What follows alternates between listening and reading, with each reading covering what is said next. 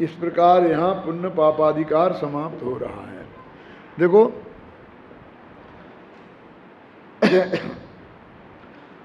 सम्यक दर्शन ज्ञान चारित्र के लिए यहाँ बहुत स्पष्ट रूप से लिखा है कि शुभाशुभ भाव में प्रयत्न करना और शुभाशुभ क्रिया करना ये सम्यक दर्शन ज्ञान चारित्र का कारण नहीं है। क्यों? सम्यक दर्शन ज्ञान चारित्र तो मुक्ति के कारण है।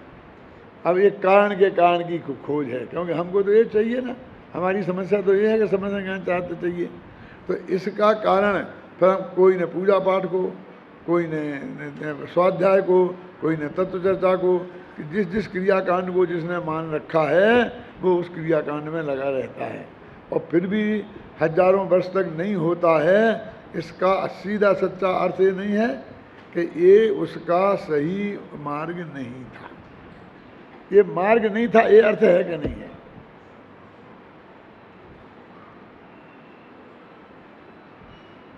रहस्यपूर्ण चिट्ठी की जो बात मैं आपसे कर रहा हूं, मेरा ऐसा मानना है कि 99% मुमुक्षुओं को अभी यही पता नहीं है कि सम्यक दर्शन क्या है और सम्यक दर्शन आत्मानुभव क्या है और वो आत्मानुभव कैसे होता है। ये आपको लगता होगा कि मैं सबका अपमान कर रहा हूँ, लेकिन ये तो मेरी फीलिंग है और उसका जिम्मेवार मैं हूँ, उसका पुण्य पाप मुझे बंधेगा। आपको तो मैं सिर्फ इसलिए कह रहा हूँ कि आप उस पर एक गंभीरता से विचार करें। वो टोडामल जी की रहस्यपूर्ण चिट्ठी को गहराई से पढ़ें तो आपको भी ये बात निर्णय पर पहुँचेंगे आप कि मैं अभी तक जो सम्मान मुझे चाहिए है, जो अनुभव मुझे चाहिए है, मैं तो इसको मानता ही नहीं था जो इसमें लिखा है, और जो उसकी विधि में ये विधि भी ये नहीं मानता था। ये आपको अंदर से फीलिंग होगा। ईमानदारी से कम अपने प्रति ईमानदार बन, दूसरे के प्रति मुँह से मत निकालना, तो उसमें इज्जत आड़े आ जाती है। अपने ही मन में गहराई से ये फीलिंग करना दादा कि ये जो इसमें लिखा है, क्या मैं अनुभव ऐसा ही को मानता था, क्या यही प्रक्रिया को मैं मानता था, क्या इसी को पुरुषार्थ में जानता था? एक दफे अंदर से मिलान करके देखना। यदि आपको मिलान करने पर बहुत अंदर में एकांत में कमरा बंद करके कोई को पता न लग जाए, ये लगे कि सचमुच में इसको नहीं जानता था, तो समझ लो आधा मोक्ष हो गया आपका। क्यों? क्योंकि फिर जो उसी मार्ग पे आप नहीं लगे रहेंगे ना, फिर जो मार्ग यहाँ बताया है उस पर लगेंगे। अभी तो उसी पे लगे रहेंगे तो अनंत काल तक लगे रहते उसी लेन पे, उसी लेन पे। ये मनुष्य अपने निकल जाता है ऐसी बातों में बस, और उसी लेन पे लगे रहते। जैसे मैं थोड़ा नमूने की बात कहता हूँ कि आत्मा अनुभव में प्रत्यक्ष दिखाई देता है। क्या अब हम देखते हैं? बिल्कुल ऐसा दिखता है, बिल्कुल बिल्कुल आत्मा क्लियर दिखता होगा, साफ, जैसे केवल ज्ञान में दिखता है, अथवा जो हमें आंखों से दिखता है, रूमाल साफ दिख रहा है, सब बिल्कुल साफ दिखता होगा। उनमें टोडामल जी ने लिखा कि ये रूमाल तुम्हें अपनी आंख से जितना साफ दिखता है, अनुभव में आत्मा ऐसा भी नहीं दिखता। बोलो,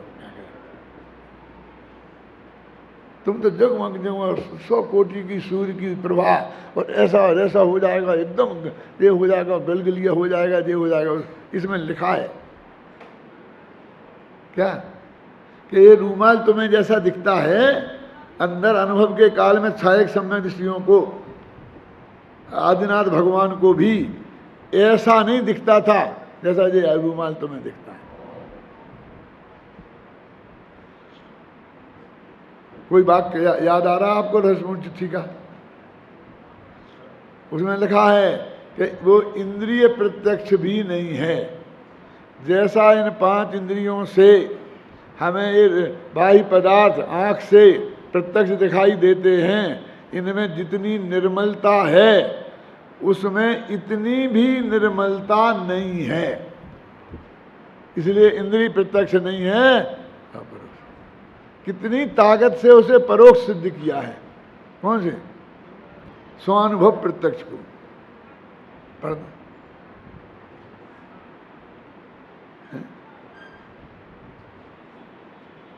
अब तुम समझ रहे हम अंदर जाएंगे तो साफ साफ दिखाई देगा।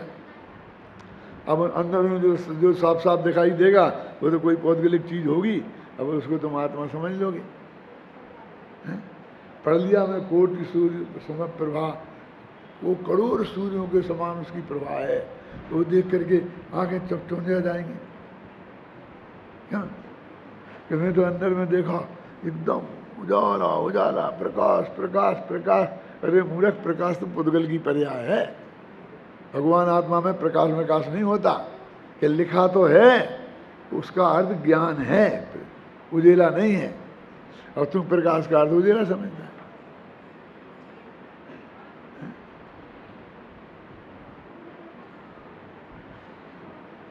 जैसे तुम लड्डू मुंह में रखते हो ना, जो तुम्हें बहुत प्रिय हो अध्यात्म, वो चीज, उसका जैसा मजा आता है ना, स्वाद, ऐसा अनुभव में आत्मा का ऐसा भी स्वाद नहीं आता, इतना साफ नहीं आता।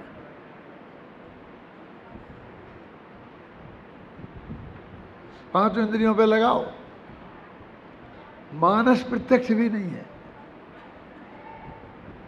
तुम अभी आंखें बंद करके उस सपने में जो देखते हो वो नहीं, कुछ लोग दिन में भी सपने देखते हैं, है ना? कहते ना, मैंने 50 साल पहले एक स्वप्न देखा था और आज वो साकार हो गया है, मैं तो धन्य हो गया।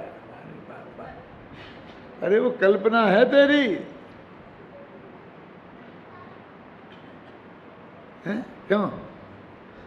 तो कल्पना में तो जो तूने देखी वो तो है ही नहीं चीज वहां।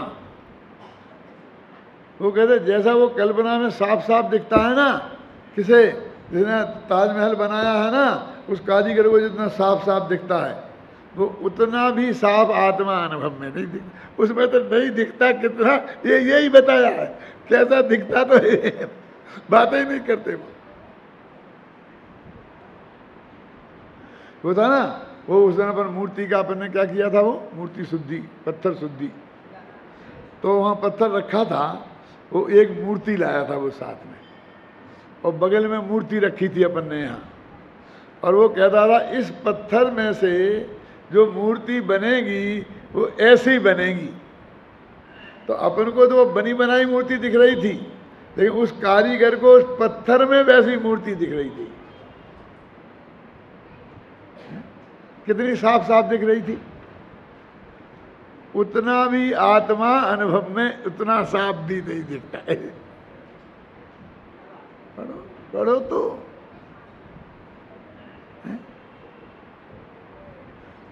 आंखें बंद कर। आत्मा आंख खोल के भी नहीं दिखता, आत्मा आंख बंद करने से भी नहीं दिखता, क्योंकि ये आत्मा या तो आंख खोलने के विकल्प में उलझा रहता है, आंख बंद करने के विकल्प में उलझा रहता है। क्या अपने भगवान की मूर्ति की आंख कैसी होती है? साफ, अपनी बंद, सितंबरों की खुली। क्यों? अपनी बंद नहीं होती है, अपनी भी खुली होती है, उनकी भी खुली होती है, लेकिन अपनी होती है अध खुली और उनकी होती है पूरी खुली। क्योंकि पूरी खुली आंख दूसरों को देखने की प्रतीक है और बंद आंख सो जाने की प्रतीक है।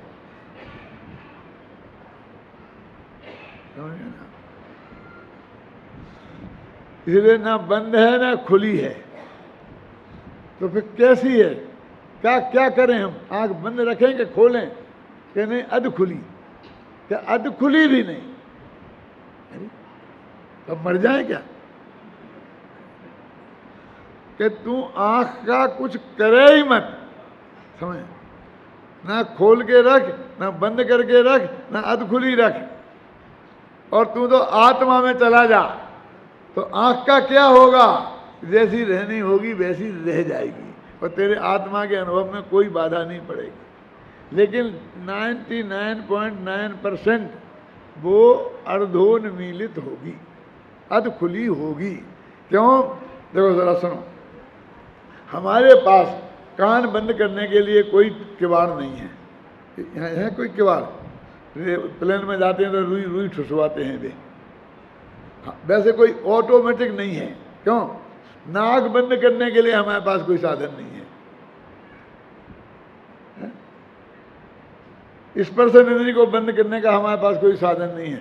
रसना को भी बंद कर थोड़ा कर सकते हैं ऐसा मोमीच की। क्यों? और आंख को पे हमारे किवाड़ लगे हैं, हम खोल लगा लेते हैं। समझे ना? तो कान का क्या करना राजकुमार? कुछ है ही नहीं तो क्या करें? नाक का क्या करना? कुछ है ही नहीं तो क्या करें? अब आंख है तो विकल्प खड़ा होता है, कैसी रखें? कहते भैया जैसी बार रहने दो, तुम उसके बारे में कुछ विकल्प मत करो। ये ऐसी आंख होती है, लेकिन वो 99% कैसी होती है? अर्धोन्मीलित होती है। क्योंकि देखो मेरा ये हाथ है, मुझे ऐसा रखना हो तो निरंतर इस पर ध्यान रखना पड़ेगा। ये हाथ ऐसा नहीं रह सकता, नीचे गिर जाएगा। ध्यान हटते ही गिर जाएगा कि नहीं? ऐसा हाथ नहीं। बहुत से लोग ध्यान करते हैं ना ऐसा हाथ रख करके, एक अंगूठे पे खड़े होके, वहां ध्यान जाए बिना ऐसा नहीं रह सकता है। तो फिर कैसा रह सकता है? जैसे बाहुबली के हैं वैसे रह सकते हैं। हमारा ध्यान नहीं जाए तो भी हाथ ऐसे नीचे रह सकते हैं। समझ में आया ना? तो हमने भी ऐसे ऐसे रखो नहीं,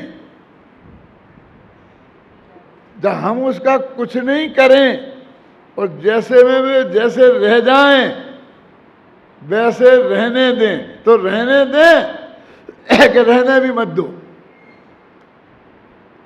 क्या कह रहे?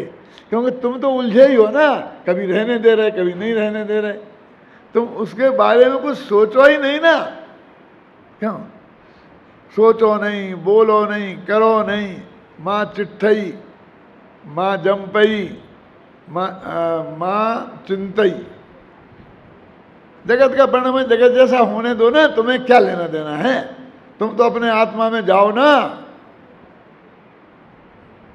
हम तो कुछ ना कुछ करते रहते हैं, तो कुछ ना कुछ करते रहते हैं, तो वही तो आपके ज्ञान का क्या बना रहता है। क्योंकि उस पर ध्यान रहे बिना, ज्ञान रहे बिना वो वैसा रह नहीं सकता है। इसलिए ये कहते हैं भाई कि वो भगवान आत्मा का अनुभव करने की क्या विधि है। तो आपको कम से कम इतना तो समझ में आ जाएगा रहस्यपूर्ण चिट्ठी से कि जो हम समझ रहे वो नहीं है।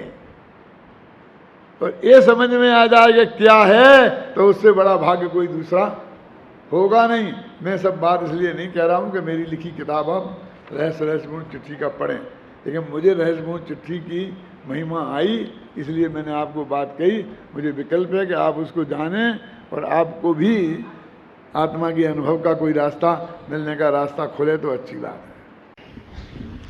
संतप्त मानस शांत हो जिनके गुणों के गान में, वे वर्धमान महान जिन विचरे हमारे ध्यान।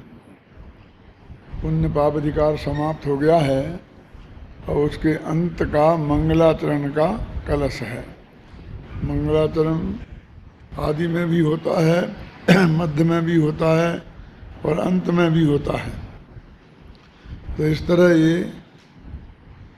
इस अधिकार के अंत का मंगलाचरण है। इसे मध्य मंगलाचरण भी कह सकते हैं। क्यों? पूरे समय सार नामक ग्रंथ का जो नमा समय साराय है अमृत विधि आत्मख्याति टीका का, वो आदि मंगल है। और जो अंतिम कलश होगा ना, वो उसका अंत मंगल होगा। और ये बीच में जो अधिकारों के मंगल आ रहे हैं, तो अधिकार की अपेक्षा आदि और अंत कह सकते हैं, और वे के भी बाकी के सब मध्य मंगल हैं। ये सब बात समझने के लिए आप ऐसी कल्पना करो। कल्पना क्या करो, वस्तु स्वरूप है। कुंद कुंद ने जब गाथाएं लिखी तो 415 गाथाएं बस एक साथ ऐसी सीधी लिख दी। उनने कोई दिमाग में अधिकार का बंटवारा उनने नहीं किया। अब उस सहज प्रतिपादन में ऐसा होता है, जैसे अपन भी सात तत्व को समझाने की कोशिश करें तो जीव को समझाते, फिर अजीव को समझाते, आसव को समझाते। अपन ऐसे दिमाग में 7 अधिकार नहीं बनाते। जितना अपन को जीव को समझाना समझा देते हैं, फिर अजीव की बात करने लगते हैं, फिर आसव की बात करने लगते हैं, ऐसे ऐसे मोक्ष तक बात करने लगते हैं। अब मान लो ऐसा लिखें तो हम ऐसा ही लिख देते हैं। फिर बाद में के लोग टीकाकार वगैरह उन्हें अधिकारों में विभक्त करते हैं। ऐसा हुआ है इसमें।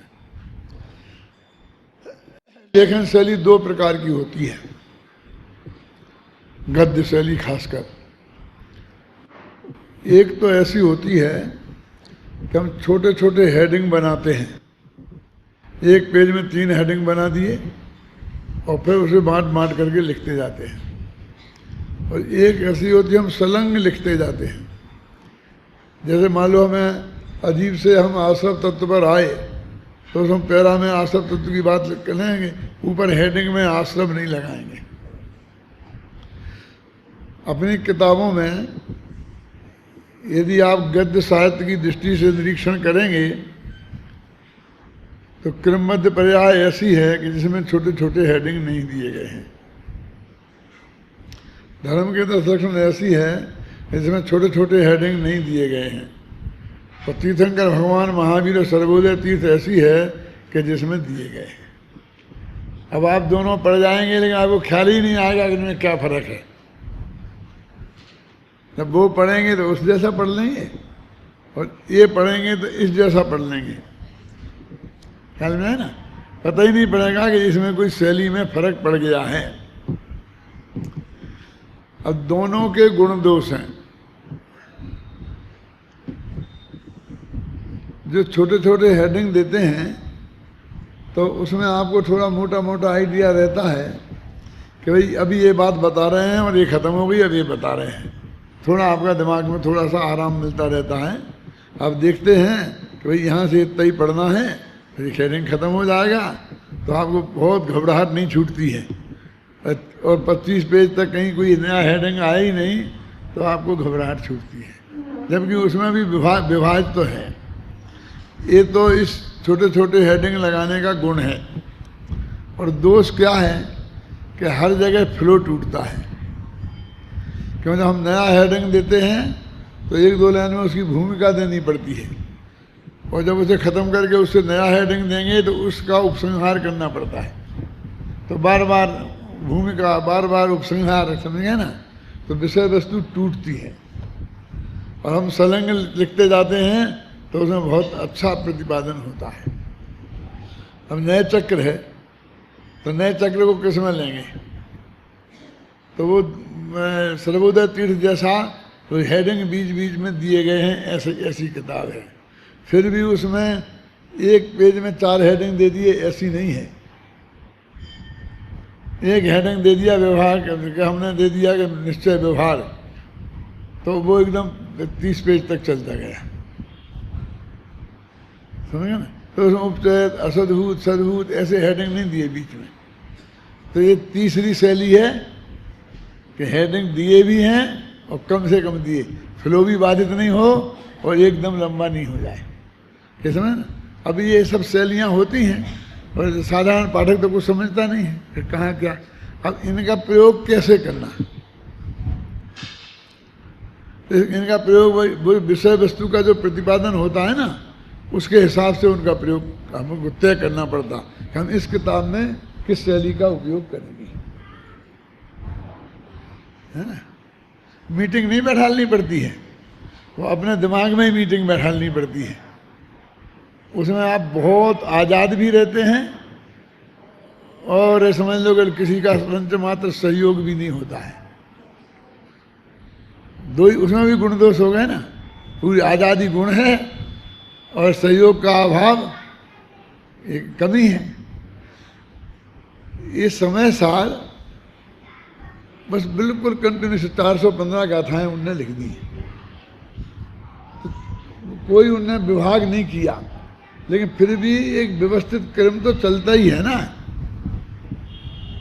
बहुत से लोग प्रवचन करते हैं, उनके दिमाग में कोई क्रम नहीं होता ना, लोग कहाँ से कहाँ पहुँच जाते, कहाँ पहुँच जाते। एक गाथा एक कलश, उस गाथा वो कलश, एक कलश एक कलश का।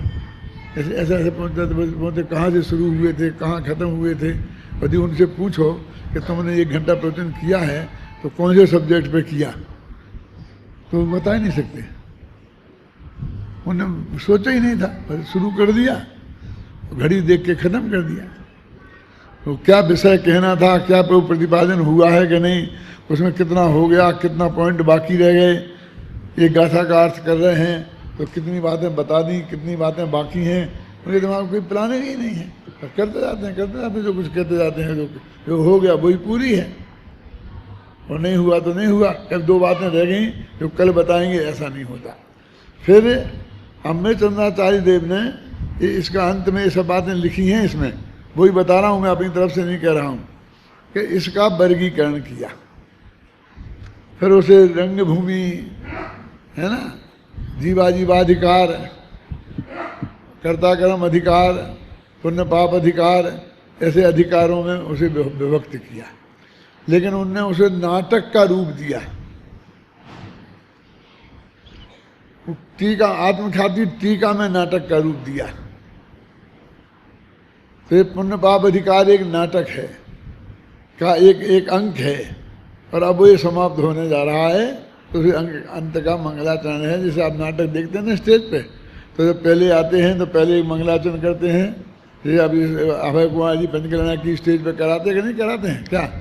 फिर शुरू में एक मंगलाचरण गवा देते हैं, फिर अंत में कहते हैं कि एक और एक संगीत का करके ख़त्म, प्रोग्राम ख़त्म करने के पहले भी कर देते हैं ना, बीच बीच में भी कर देते हैं। ऐसा इसमें भी होता है, जहाँ जैसी आवश्यकता है तो अंत का भी मंगलाचरण कर देते हैं, बीच बीच में मंगलाचरण कर देते हैं। वो सारी प्रक्रिया इसमें चलती है। नाटक समय सार में बनारसी दास ने फिर आकर के देखो, पहले अपन लिखते हैं अधिकार, ऐसा लिखते हैं अधिकार, अध्याय, परिच्छेद, लंब, ऐसे नाम सुने आपने? श्रावकाचार्य में, तंग श्रावकाचार्य में लिखा परिच्छेद, छत्रचूड़ामणि में लिखा है लंब, मोक्ष मार्ग प्रकाशक में लिखा है अधिकार, हैं पंचाध्यायी में लिखा है अध्याय, हैं वे टुकड़े ही, लेकिन उनके ऐसे अलग अलग नाम उनमें दिए जाते हैं। तो अमृतचंद्र ने इसको अंक नाम दिया। अपन भले ही ऊपर लिख दे जीवाधिकार, ऐसा हम संपादकों की कमजोरी है। और कभी कभी ऐसा भी होता है कि हमारी समझ में भी आता है, लेकिन अब पहले से लिखा चला आ रहा है और वो इतना प्रचलित हो जाता है कि हम उसको बदलना पसंद नहीं करते, वही बात चलने देते हैं। इसमें अंक है, देखो अभी अपन ये सबसे अंत में देखो, 262 पेज गए। इस प्रकार आचार्य कुंद कृत समयचार की आचार्य अमृतचंद्र कृत आत्मख्याति नामक संस्कृत टीका एवं डॉक्टर हुकुमचंद भालकर ज्ञान प्रबोधिनी हिंदी टीका में पुण्य पाप का प्ररूपक 3रा अंक समाप्त हुआ। और वो शुरू में लिखते प्रथम अंक का लिखते हैं, पहला अंक, अब ऊपर अपने अधिकार लिखा हुआ है। एक कमी है, लेकिन ये कमी कैसी है? अभी इतना प्रसिद्ध हो गया है वो, क्या उससे कोई ज़्यादा सैद्धांतिक फर्क तो आएगा नहीं, तो अपन उस गाँव झंझट में पड़े, इसलिए वही चलने दो। तो इनने तो उसका नाम अंक रखा, समझे ना?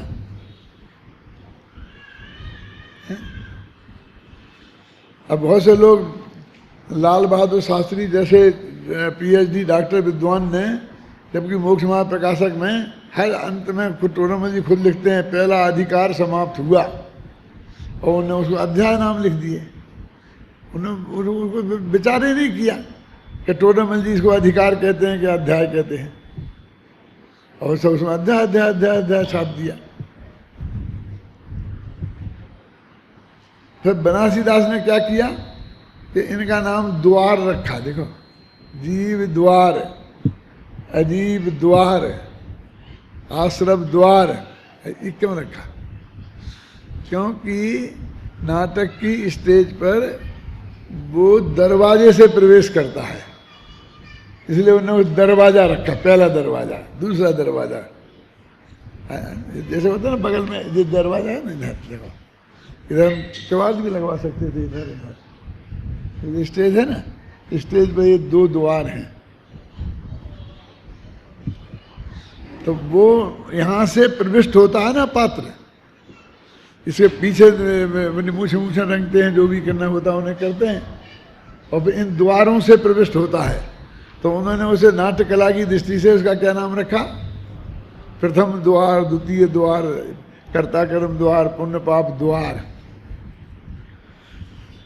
अब ये जो मंगलाचरण का कलश है, इसे अपन पढ़ते हैं और इसकी जो विशेषताएं हैं, ये सब चूँकि अंत में इसमें सब बताई हैं, इसलिए मैंने आपसे इनकी चर्चा की थोड़ी। भेदोन्मादं ब्रह्मरसभसान्नाटयन् पीतमोहं मूलोन्मूलं सकलमपि तत् कर्म कृत्वा बलेन हेलोन्मीलत् परमकलया साधमारब्ध केली ज्ञान ज्योति कबलित तमा प्रोज्वले भरेण। ये छंदों का चुनाव भी रसों के हिसाब से किया जाता है। पद्यानुवाद में ये देखते हैं कि छोटा छंद है कि बड़ा छंद है। यदि इसमें ज़्यादा भाव हैं तो दोहा में नहीं आ सकते हैं, तो हम दोहा नहीं लिख करके 4 लाइन वाला कोई छंद लिखेंगे, और 4 छंद में भी नहीं, लाइन में भी नहीं आ सकता है, तो हम 8 लाइन वाला मनहन कवित्व वगैरह लिखेंगे। लेकिन 8 लाइन में भर्ती बहुत करनी पड़ेगी, क्योंकि इतना भाव नहीं है, तो 6 लाइन का छप्पे लिखेंगे। 6 लाइन के छंद होते हैं, कौन कौन होते हैं जानते हो? 6 लाइन के छंद, कुंडलिया होती ना। कुंडलिया क्या होती है?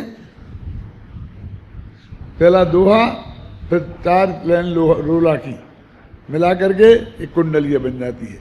4 लाइन रोला की और 2 लाइन छप्पे की, 2 लाइन वो उल्लाला की, वो छप्पे बन जाता है।